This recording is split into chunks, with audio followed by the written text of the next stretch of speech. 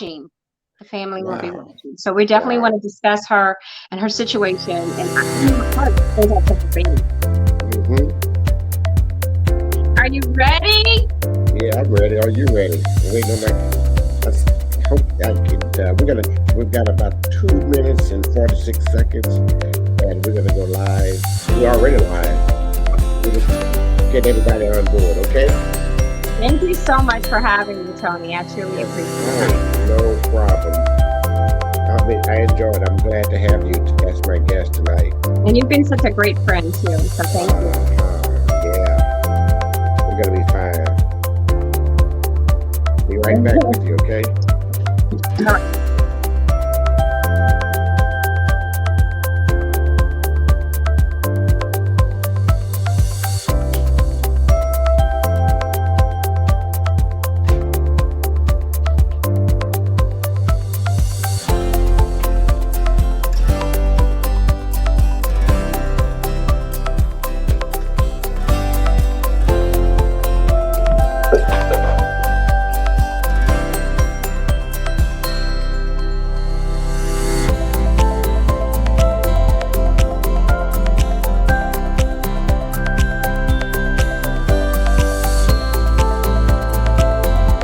Hey, already you've got quite a few. What happened? Okay, you're on your cell phone, right? Right. Okay, you can't see the comments. We're gonna give us a big shout out, okay? Okay. All right.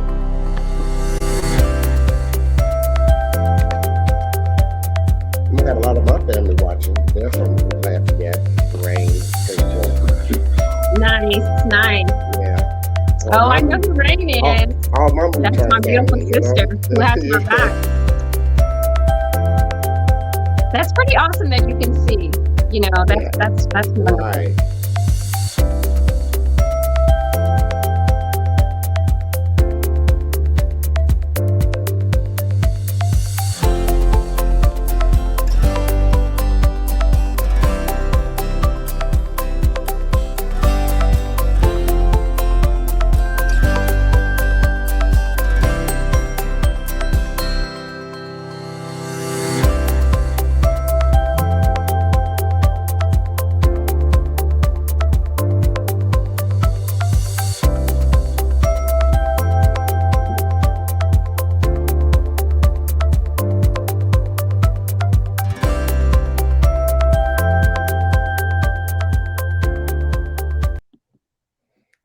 Welcome to Knowledge is Power Podcast Live, and I am so excited tonight.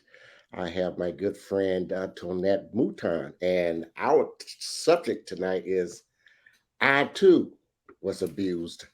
This is October. October is Domestic Violence Awareness Month, and all month this month we've had guests who has been victim, we have advocates for domestic violence. And tonight I have my good friend Tonette Monton. Tonette Monton. Hello, my Tony, great. Hey, thank you love. How so are much for you? having me. I appreciate it. Yes. You are so much And welcome. allowing me to tell my story, you know. I want you to tell your story. I want you to tell it like it is. And we're so glad to have you. So I'm going to go and say a big shout out to all your friends and loved ones out here. And also some of my folks here. I can't believe it. But it's Kimberly Ann Mouton said hello. Hi, Kimberly. Oh, that is my Hey, youngest Kimberly. Hello, that's sister. Love Kimberly. you. Hello, that's your sister. Okay. Oh, don't make me Uh, cry. Oh, my mom. I'm Kimberly sorry, you Mouton. guys. I didn't know I could see this. This is Yes. wonderful. Oh, Oh, wow. wow. Okay, you And guys don't. we I'm got such another a shout grateful out to for my Jennifer. friend Jennifer. I love you, Jennifer. Yes, and And okay, wow, and this is wonderful. Kimberly is saying we love you too, Tonette. You can see, you can read my comments. Okay, great. She's How my about twin. Yeah. Aaron? Oh, look at Aaron. Oh my God. I mean, Yes, my support system is so big and it means so much to me. Like, look at this. I love you, yeah, Aaron. yes. It's so good to have you too. Look, hey, how are you today? Now, there we go. So, all the comments. Also, let me give you one more before we get started with our show, and that's another good friend of yours. Oh, thank you. Thank you so much. Hi. We got a big shout. Thank you, everyone, for joining us at Power now. Excuse me, Knowledge is Power Podcast Live. We are on every Sunday and Tuesdays on at 7:30 with all types of topics. We talk about community affairs, community events. We just do things to make things work for everyone, to inform everyone, and we're very informative. And wait, hey, we'll be right back with Tonette Mouton, and I too was abused.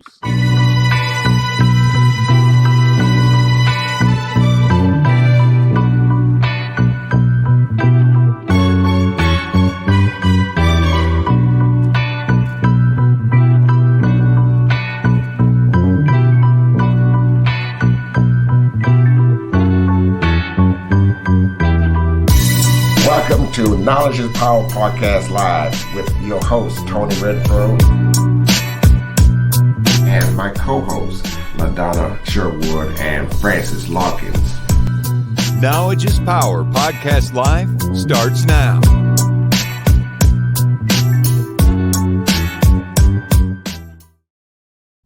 Okay, we are back with my good friend, Tonette Mouton. Tonette. On one side of the state line, can't say it one way, one on the other side, say the other. Tonette. I answer by all. Okay. Yes, I know. We're going to talk about I too was abused, and we're talking about violence, domestic violence, which is a very serious matter in relationships, and we have these, and we never know what goes on behind closed doors. So I am so glad to have you with us, and I want you to know that we're glad to have you as our guest here on Knowledge is Power Podcast Live. Now, Tonette, tell me, how did you come up, and what started this? How did you how did it all begin? And I know we've got some work here to do, but let's do that. Oh boy. Okay. So when you say begin, you know, I'm from Louisiana. I'm a mother of 3 grown kids, raised them on my own, 27, 24, and 21. They are my pride and joy. I have 3 grandchildren. Everybody resides pretty much in Louisiana except one. So when I met my husband, he's originally from Texas and I'm from Louisiana. So pretty much the dating was, back and forth from state to state. So pretty much not right away was I able to see the red flags, as I want to say, as I would call them, caution flags. Okay. Yes. So, and here's the thing, we often, ignore the signs. One thing that I'm going to be transparent about is, the mistakes that I made.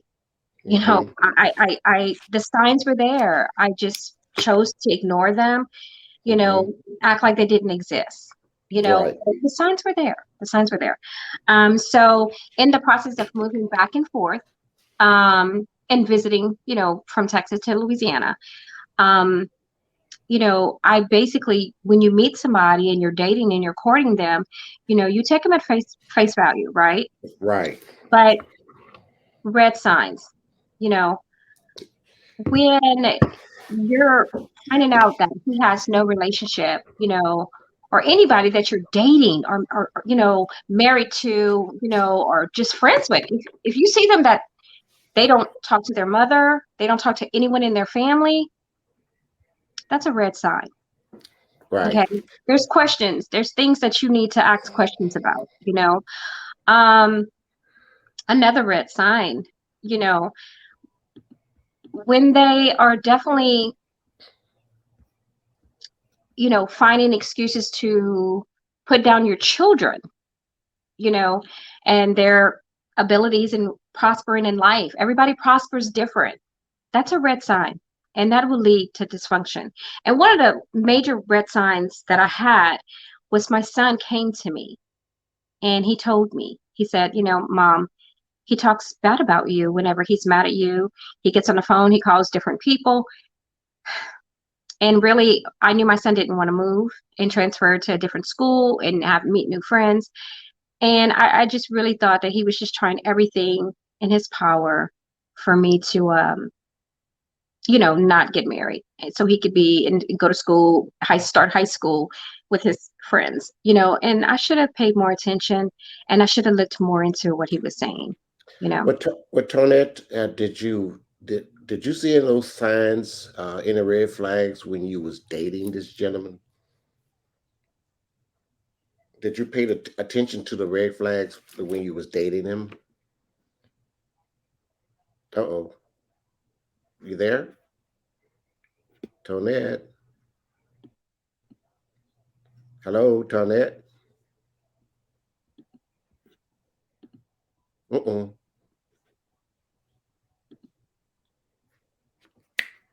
Uh-oh, Tonette. Tony, I think we may be having some issues. Okay. I was asked the question I was asking this. Did you notice any of those red flags when you were dating?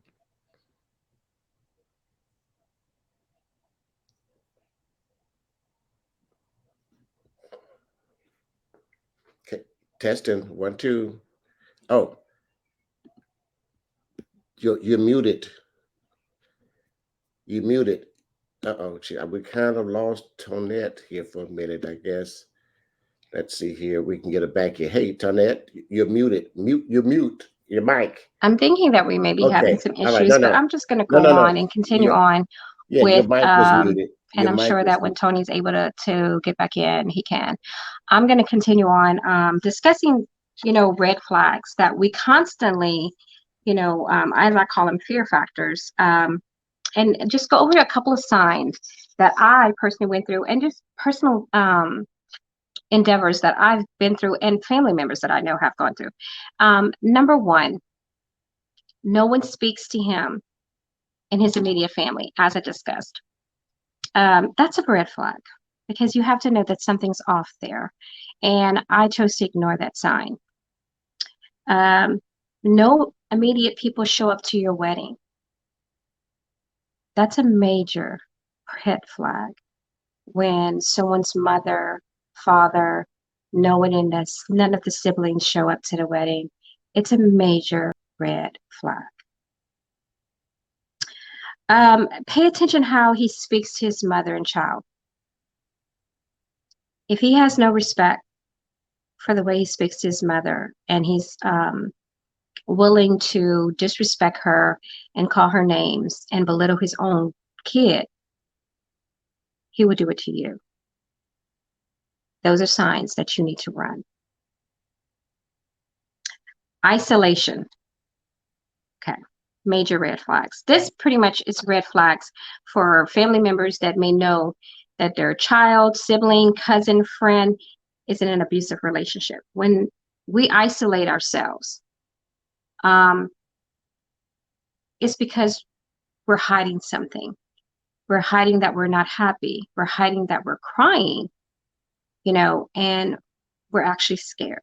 So that is a major concern that you definitely need to look more into finding out what's going on. Changes in the, abusive behavior. Basically meaning if this person is abused, their moods are going to change. They're going to lash out to family members because they can't lash out to the person they want to. So it tends to take, this toxicness tends to be taken out on family members, close loved ones, to where you don't understand what's going on. Look for these signs, because there's some, you have to know it's coming from an unhappy place, a sad place. So at that point, pay more attention, go visit. If she doesn't answer the phone, go to the home, check up on your child, sibling, friend. Just be that supportive person. That's just, to me, that's just very important. Red flags, belittling in the public. Okay. Private. That was the beginning stages for me. No one should be belittling in the public. It's just a code of ethic, morals, respect, big time red flag. If he can belittle you in front of people and he gets a high out of it, run, because he will belittle you anywhere. And that's including in front of your family members. He has no respect for himself or you. Run. Showing anger when you're with your family and friends when he's not around.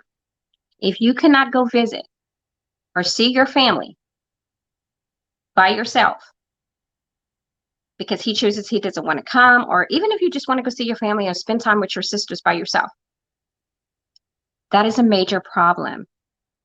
That's not love. That's controlling and an obsession. Knowing the difference between love and obsession. Seriously, ladies, we have to know. We got to do better on that. Big time. Speaking down on your family and children, as I discussed earlier, major red flag. If he cannot find any high points in your children's academics or achievements, he's never going to. Your children are never going to amount to anything. Your children are always going to be a downfall. If you put your children first, run. Oh my goodness. Okay, so here's one red flag that I definitely want to discuss. I had never heard of this before, but of course I had never been married before. Threats of a divorce if you don't do what they want.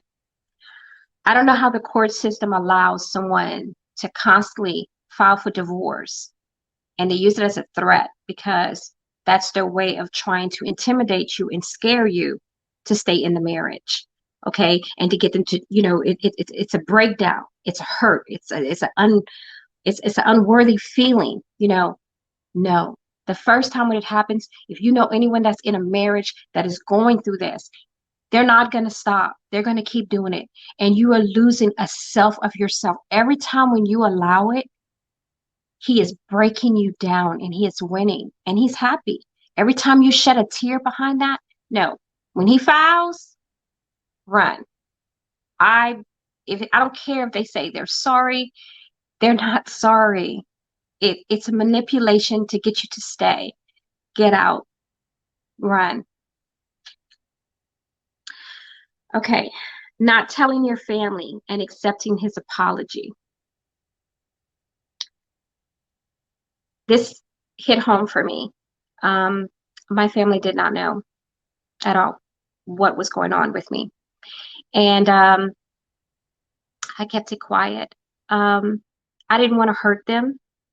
And I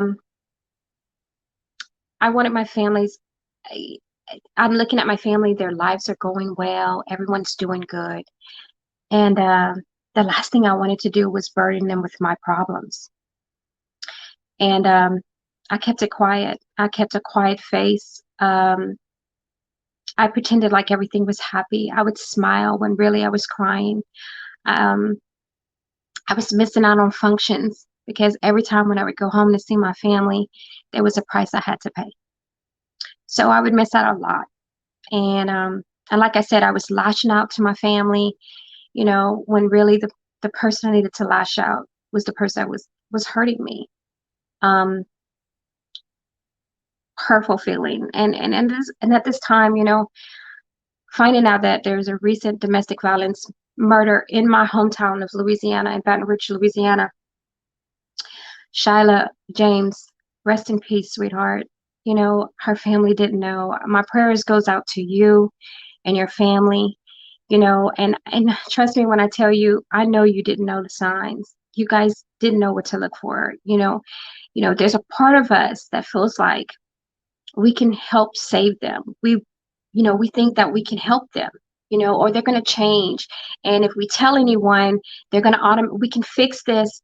And if we tell, our family's automatically going to hate them. Anyone watching that is young, that is, watching this, I'm here to tell you that is the wrong thing to do. You can't change anyone but yourself. They have to want to change. And to be honest with you, if they have to do the work, they don't belong in a relationship. Okay? They're not ready for a relationship. So I am telling you, if these signs exist and you feel that you cannot turn to your family, run. Get out of this relationship. Okay? She did not deserve to die. She had her whole life ahead of her. Her mom was planning her birthday party, her 20th birthday party, and now she has to turn around and plan a funeral. That was very selfish of you because you weren't man enough to get the help that you needed, that you took someone's life. It's not right. And my heart goes out to you guys. I look forward to one day meeting you guys. Tracy, my dear cousin, I know this is your niece, and my heart goes out to you. All I ask is to tell her story, get it out there. If you could save one person's life, then that story was worth telling. And that's why I'm here today. Seriously, that is truly why I'm here today. Defending yourself by fighting back. Listen, my mom, had this conversation with me, and it was just so beautiful. Of course, with any fight, somebody hits you, you're gonna fight back, right? But when it's somebody that you love, and you find yourself always having to defend yourself, why? Why are we going to continue to keep fighting back? Because what it does, it takes a toll on your body. It takes a toll on you. And what you don't understand is that you're mentally harming yourself. You're hurting yourself more. You think, oh yeah, this is not mentally, oh yeah, girl, I hit him back. I did. Stop. Because the energy that you put in to fight him could be positive energy that you're putting into your life. So now I'm telling you, go out there, end it, run from it. Don't make the mistakes that I made. Please don't make the mistakes I made. Beginning to second guess yourself. Okay, that was me. I second guess myself so much. They tell you they're going to change. They're going to get counseling. They're going to do this. Don't take their word. Show me the work. Don't listen to the words. Get out of the relationship. If you feel like you could be salvaged, then go and stay at your family's home. Get out of that scenery. Go into another atmosphere, environment, so you can begin to heal your healing process. Okay. I'm going to share a couple of stories of things that's happened to me. And I share it because there's lessons to be learned from it. Okay. My relationship started with slowly belittling me. It was, started off like at a crawfish ball where, I cut up the onions wrong. And so he belittled me in front of everybody. I had never experienced the belittling before. So I was really shamed, and I went in the bathroom and I cried. Okay. And then I went to take the trash out, and everybody's outside, and he belittles me again. And it's devastating. When you're not accustomed to it, it's devastating. Even though it seems like it's small, it's a big part. One of the most hurtful things, and I wish if I could go back and change everything, this is the most important red flag that ever. His daughter, absolutely beautiful, beautiful girl. And we had a party, and she had a little bit too much to drink that particular night. But look, she's young, she's partying it. But one of the things that she told me, I knew then I should have never. I had that moment, I should have ended and not got married. I should have stopped it then. But any man that can tell his daughter that she was a wasted sperm,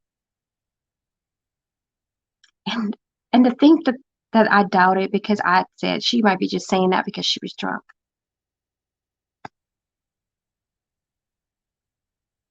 I have no one to blame but myself on that one. No one to blame but myself. The first time the physical abuse started,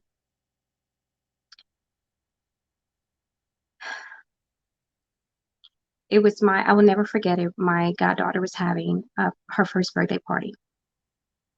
And I had bought her a rocking pony, and I was so excited to go to the party. And he started screaming and hollering, and an argument broke out. I don't remember exactly all of what started the argument, but I just remember he was screaming and hollering.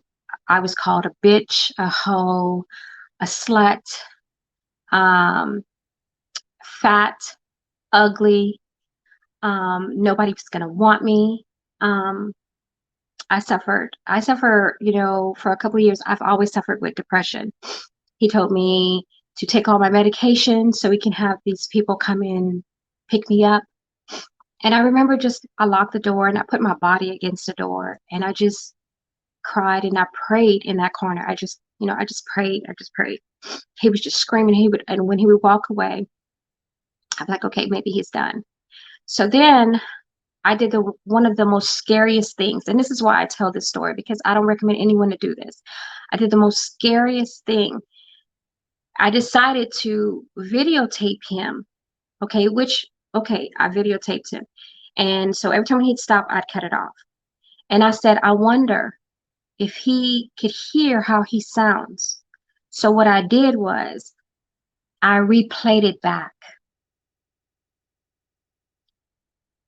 He broke that door in half. He grabbed me by my neck. And before he grabbed me, he took a whole bunch of my depression medicine, grabbed me by my neck, and made me swallow it. Took my phone. Tonette. And I went to bed. And I said, God, I'm going to die tonight. I'm going to die.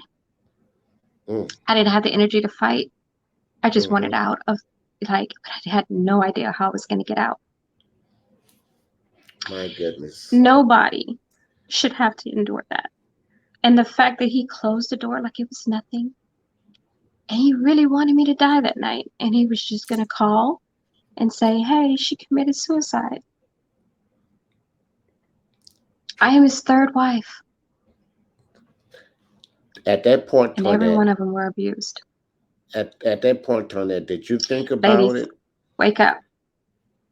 Don't make those mistakes. I don't care. There's no Prince Charming. Okay? There's nobody that's going to whip you off your feet, and tell you that I can give you everything. I can give you this beautiful home. I can give you this gorgeous house. I'm going to make you so happy. No, everybody in life has flaws. Everybody. Okay? But it's what you can endure.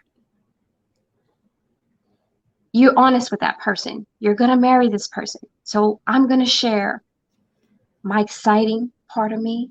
I'm going to share my sad part of me. I'm going to share my vulnerable side of me, my fears in life. But if they're not sharing theirs, then guess what? I just wasted 6 years of my life in this marriage. Because what he did was he was able to take it and use it against me. See, domestic violence people, the abusers, they prey on the weak. And unfortunately, when you suffer with a mental illness, you're considered weak. But the truth of the matter is, we're highly intelligent people. We didn't ask for our illness. It's a chemical imbalance that is sometimes it's hereditary. You're born with it. But we're highly intelligent. We suffer with our emotions and sometimes we don't, we hold so much in, and we don't share that moment, of pain that we're going through. And sometimes when we do, it doesn't come out right. Our minds are baffled. So sometimes we're crying so much and then our emotions just take the best of us, okay? But, there was one more other episode that I'm going to share. And then I want to get to the healing, because to me, that is the most important part of my journey. Okay. Um, there was another part where, and I think of, once again, I think of Shyla, James, rest in peace, sweetheart. I think about you. I think about your family. Um, at the time, my husband was really mad at me, and somehow I got pushed and I fell on the floor. He kicked me in my head so many times, stomped on my head and on my neck. I remember that cry because I was so scared. He could have broke my neck. He has no remorse. Okay? These people have no remorse of what they do. I cried. I literally every single night went to bed crying, like, God, I don't want to be here. I had stopped. I was alive, but I had stopped living. I isolated myself. I stayed in the home because I figured, guess what? If I don't go anywhere with him, and if he gets in a bad mood, he won't embarrass me and he can't come back and say I did something wrong. So I stayed in the house. Then that was the problem. It's like everything I did was just nothing was right. Okay. So basically, we were at one point just living like roommates. Okay. When he did that, I was at the end. I didn't want to live anymore. I had nothing to live for. I didn't want to burden my family. I didn't want them to worry. My kids were grown. I did a video for them. I was really giving up on life. And so I would just pray and I would like, God, just take me in my sleep. I was beginning to lose my faith.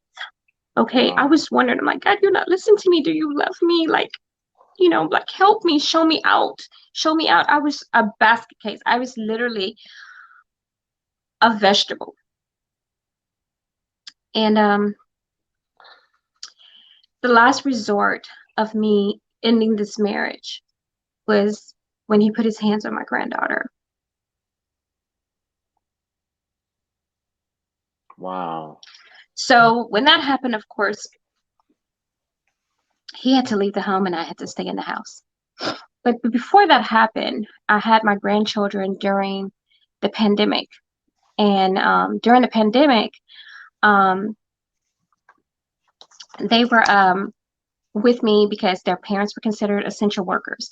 So I was always trying to find things for them to do outside and crafts and stuff like that. So one day they were just racing and they were running. And I saw this red cardinal bird come on the fence, and I was like, okay, that's odd. I was like, this is a beautiful red cardinal bird. So a couple of days later, it was pool. I set up a little pool for them. They played in the pool.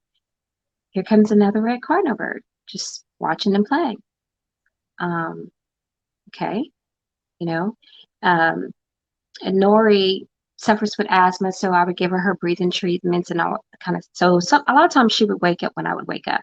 So one morning, the double doors were open to the bathrooms, and I just see this red cardinal bird, and it just kept nipping, nip, nip, nip, nip, nip, nip. And I was like, what is that noise? And I look up and I can see it was a red cardinal bird. And I was like, oh my gosh. And it just went on. And then there was another time I'm feeding Nori breakfast and the red cardinal bird's nipping at the window. And she's like, Gigi, look at that bird. I had seen within 2.5 months of having my grandchildren, I had seen red cardinal birds, at least about 20 of them within 2.5 months. I found that very weird. And I was like, what is going on? So in the process of the kids leaving and my ex-husband being out of the house, I had one son that was in the military and he was coming off the base, but he was coming to stay with me. But when you deal with the military, the time frames sometimes change. So I was in the house by myself and I would close all the blinds and, just I was crying a lot, just a basket case, scared, afraid, constantly. He told me, I'm going to make you homeless. I'm going to make you, you know, um, live in a shelter, you know. So, So you're saying he was just all these fear continuously, factors are going through so my head. so Now, by you're this telling, time, my family knew, and so I was getting the calls and the support from them, and they were looking out for me. Um, so I'm watching TV, and I hear tick, tick, tick, and it was like at the window at the study room, and all the blinds, everything's closed. And so I went and I opened the blinds, and it was two red cardinal birds. And this time, they were determined. They stayed a good while, and we stared at each other. And I knew exactly who that was. And I definitely believe that was my grandparents who came for me. And I think they've been coming for me. I think they were warning me for the situation that was going to happen with my granddaughter. But the lesson behind this, and I share this story, is because God taught me a valuable lesson. See, the lesson was He never forsaked me. He was there the whole time. He listened to all my prayers. And what He did was He brought reassurance to me. He said, I was here the whole time. I don't move. He cannot move on your time. You cannot force things. But I had to be patient and wait when it was time. And then in return, He says, not only did I not forsake you, but I brought reassurance. I brought family to you. From that point on, I no longer was scared. I no longer felt alone. And I maintained to get my energy, and I was going to get strong, and I was going to fight. So during that time, you know, it was just like, wow, it was like a breather for me. I share this testimony because I've never experienced anything, and I don't know if anybody has experienced anything like that, but it is the most humble experience that you could ever experience in your life. Seriously, I mean, it makes me still cry today thinking about it because I'm so humbled by it. So, when we talk about healing, you know, one thing people are, often, we think, okay, I'm scared, I'm afraid, but you have to be willing to do the work. Often people say counseling's no, no, no, I don't believe in counseling, telling a stranger your problems. These strangers have done research. These strangers have went to college and are very knowledgeable. Okay. Now, what I have learned is that you need to talk to them, not Mary Jane, who's been married for 36 years and who just claims her marriage is just so perfect and randy. Okay. Or the woman who's been divorced for 2 or 3 times, who's giving you the horrible advice. Okay. Been there. God completely removed her out of my life. Thank you, Jesus. But you have to do what's right for you. And basically, you have to start by reprogramming your mind. You have to walk away from the toxicness, the negativity, and you have to get to a purpose in your life to start to think positive. And I have always been a firm believer that, surround yourself with the environment that you want to be around. So if you want peace in your life and happiness, you need to hang with people that bring peace and happiness in their lives, and they will bring it in yours. God brought me so many wonderful people within 1 year in my life. Tiffany Early. I mean, seriously, she is my spiritual mentor. I literally can call her. She prayed heavily on me. By the time she finished, literally, I went to sleep. I was completely drained. What she did was she cleansed me. All that toxicness and evilness and hurt and pain and everything, my mind was starting to think clear. Now, does that mean that I have to stop? No. So as soon as the divorce process started, I went straight into counseling. Okay. There are resources which I'm going to discuss and give you like names of resources and telephone numbers and addresses that are available for you 24/7. You can pick up the phone and call them at any time, you know. So don't get, a lot of times we're like, oh, but, so and so, they're going to talk about me, or I'm going to get judged. Let me tell you something. Who cares about so and so? And who cares who's judging you? Because the only thing that should be important in your life at this point is you. And when you're healing, you have to put yourself first. You have to find a way to start to love yourself, to understand yourself. When I started counseling, I had certain questions that I needed to know. I needed to know what attracted me. I mean, why did I allow him to do this to me for so long? And why did I saw the signs, and why didn't I, walk away from them? And what could I do to make sure I never attract this type of man again?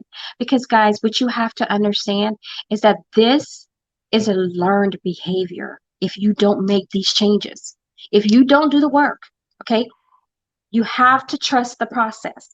If that means that you shouldn't date or get your life together in order for a year or two, fine. Because let me tell you something. There's peace. Oh my goodness. It's $0 for peace. It's $0 to wake up to, no one screaming and hollering in your ear. Okay. So that's just some of the things that, I go through, unraveling. Okay. Journal, everyday journal. But when you write in your journal, which Tiffany Early gave me a journal, I swear I love this girl. And she brought me the journal right before I started writing, right before my counseling started. I mean, just wonderful. When you're writing in your journal, don't write anything negative. Put everything in your journal that's positive that's going on. I don't care if it's like, oh, it was just such a beautiful day today. And, I laughed about this. And, oh, this beautiful song made me think of this. And, start to program your mind to happier thoughts.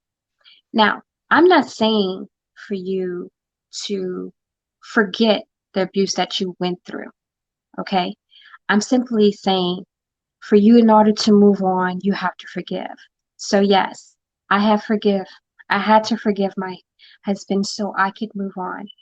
And I went into counseling to be a better person, because you know what? I don't want to take the problems that I went through in this relationship onto another. I want to be a new version, a better version of me, right? And I smile when I say that, because it's such a fulfilling it's such a fulfilling thing for me, and what I've experienced. So be prepared to want to do the work. Think of when you're going through something, and let's say in your journal, I have nothing positive to say. Well, you find something positive. You think about those moments when you were happy, or when your friend had a wedding and you guys laughed and danced, or you went to this birthday party. You think of those happy moments. Okay, because what you're doing is you're reprogramming your mind to get back to this person that you loved, that person that was happy, that was smiling, and that was full of life. That's all. You're fulfilling your energy to be full of life with happy thoughts. Okay, so another thing I had to learn: own the mistakes that you made. Okay, when I say that, there's things that I could have done differently. Okay, but in order for me to move on, I have to take ownership. My ex-husband did what he did because of the truth of the matter is, I allowed him to do it. I wasn't strong enough to do it. I wasn't strong enough to walk out of my marriage that led to him eventually putting his hands on my granddaughter. Those are the things. Once you start to acknowledge accountability, it's a healing process. And those are movements toward a better and brighter future. Okay. And that's just something. And listen, I raised three boys, and anybody that truly knows me knows that I'm a tough cookie. So a lot of people find it very hard that, wow, she went through this. Yes, I did. Okay. Because just like everybody else, I wanted to be loved. You know, I wanted to be married. I just don't push it, don't rush it, let it just happen. The signs were there, and I should have paid attention. Period. Period. So Lynette, So get your journal books out, get started, okay? Find your faith. Oh my gosh, find your faith. So once you're done doing the work and gotten out of the abusive relationship, and my desire is to see you whole, healthy, loving yourself. Oh my gosh. And I'm so much better with that. And being at peace and being happy, finding that happy place, and, know that you're not carrying this baggage for the rest of your life. Okay. This is a minor setback. And sometimes a minor setback may be taking a couple of years to heal. But guess what? It's still a minor setback. Believe in yourself. Believe that you have the strength to carry on and move on. What I don't want is don't ever self-medicate yourself. This is why you have to go and talking to your family, and surround yourself. Look, if you have toxic friends in your life, get rid of them because you can't possibly heal. Oh, wow, you should have did this. No. Don't lose a sense of value that you have. Okay. Don't be afraid to tell your story, because your story could, it could really help someone. It really could. Value yourself. Let me tell you something. That's where I wasn't valuing myself. I was told for so many years that I wasn't worth nothing, that I was never going to have anything. And God determined that was a lie. I was going to be homeless. God determined that was a lie. Okay. So you have to believe in yourself, and, don't be afraid to ask for help. And I think that's, mostly with older women. I'm 48 years old. We tend to have a lot of pride. We hold on to pride, right? Don't be afraid and don't be ashamed, because we, as sisters, we need to protect ourselves. And I want you to know something, that if you continue to stay in an abusive relationship, there is a king out there that can't find his queen because you're still in this toxic relationship. Get out, get healed, get better, put a smile on your face. You know what I'm saying? Speak your word, and don't be ashamed to tell your story. Okay? And that is truly, how I feel about it. I've often, many people have asked me, a lot of people have want me to write a book. This is where my dear friend Bobby Kay, that I absolutely love. I mean, she's my right-hand girl. I love you, baby. And we are in the process of putting something together. We're just looking for the right publicist to work with us. And it's just so many stories of positiveness that I definitely want to share through my journal, my journey just through life, just even being a single mom down to, suffering with depression. Don't let anyone label you. You're not crazy. Don't fall for it. See, people that talk like that are very ignorant. Okay. And they're uneducated. And you don't get mad. You actually feel sorry for them. Okay. So once again, I've also been asked, what if I could do anything to make these changes, and to, if I could change anything in domestic violence awareness. And I say this for the month, listen, here we are. We have sex offender registries, okay? No matter how small the crime is, no matter how big the crime is. If I could change anything, I would love to see a domestic violence registry, no matter how small or how big the crime. We should have a right before we go on a date or before we try to get to know someone. We should have that right to determine if we want to, have that right to determine to see what their background is. Okay. We should be able to determine that. If I could change anything, that's definitely something that I would do. Lastly, I definitely want to go over resources. Now, I'm in the Houston area, but if my name is Tonette Mouton, I'm on all social medias as Tonette Mouton. Listen, if you need a shoulder to cry on, I'm here. If you need just someone for advice, medical, I'm not a doctor, but I will find you one. I can give you resources to choose. Now, the resources that I'm giving out this evening is strictly out of Houston, Texas. One of them is AVDA, and it's at 1001 Texas Avenue. And the number is 1-800-799-7233. This is a place that you can contact if this is a woman's center. So if you are in desperate need, please contact them. There's also Houston Women's Center, 713-528-2121. They're open 24 hours. Contact them. You're not alone. Trust me, we're out here, and I'm sharing my story, and I was scared, but I'm not. I am so blessed. I've met so many great people within a year, genuinely great people with no hidden agendas. Keep your circle small. Keep your circle with positive people, guys, positive people who want to see you excel. There are going to be some haters. They're not going to understand. And look, there are going to be some that are just messy. Look, welcome to life. They're the least of your problems. So you can't change ignorance. There's also Star of Hope Mission Women's Center, and it's a shelter.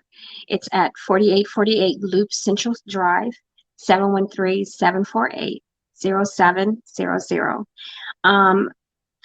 Like I said, I really hope that by me sharing my story and some insights, was able to really help you. I'm 48. A lot of people don't think that I would have went through the things that I went through, but I did. But you know what? Stay prayed up. And let me tell you something. God is my best friend. He is truly divine, my best friend. And he has answered my prayers. And trust me, continue to pray, continue to talk to him. And please, please turn to your family. Tell your family, call your family, answer your family. Please, guys, don't think you can change anybody. No, they have to want to change. And seriously, one of the things that I definitely want to say is that if you have unresolved issues from your childhood or anything, don't get in a relationship until you are completely healed from it. Okay? Because you're not doing any justification to yourself or to others. I just want to say thank you to Mr. Tony, and to everyone who was out here listening to me. And I was able to share my story, and I hope that I was able to impact you. Once again, rest in peace, Shyla, James. I'm praying for you and your family, and I hope to meet your family soon. I love you guys, and God bless.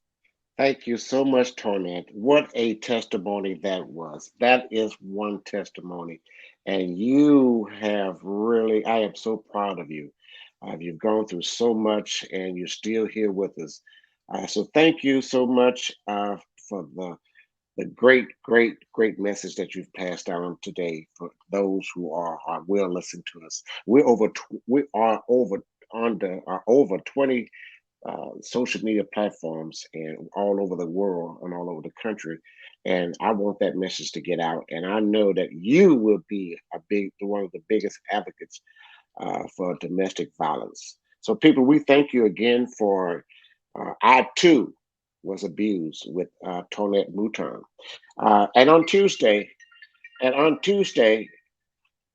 we are going to have our last segment of breast cancer. Also, October is breast cancer awareness with Sisters for Sister of Southeast Texas with the President Barbara Daniels and Vice President Diane McGowan will be with us on Tuesday at 7:30. Join us here at Knowledge is Power podcast every Sunday evening at 7:30 on Sundays and Tuesdays.